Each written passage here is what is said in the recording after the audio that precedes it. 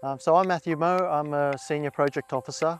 I coordinate flying fox conservation and management across the state, in particular working on the threatened grey-headed flying fox. Yeah, I think flying foxes are just fascinating. They can be in these groups of tens of or even hundreds of thousands, but they're also very individual in that after they're done congregating when they fly out at night, they take their own paths to various parts of the landscape and into different forests to feed. They cover a lot of ground that way. Yeah, so I collaborate with a whole range of people. We can't do this job on our own. Flying foxes they're a landscape species. They cover a lot of ground. I work with land managers, wildlife carers, NGOs.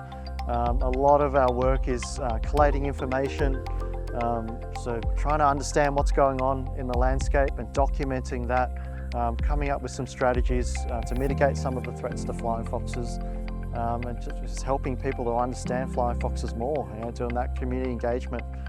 One of the joys of doing this job is being able to talk to real people living with flying foxes. Some people have never heard of a flying fox, and to be that first person to introduce them to the species and help people to understand all the fascinating things about flying foxes is really rewarding.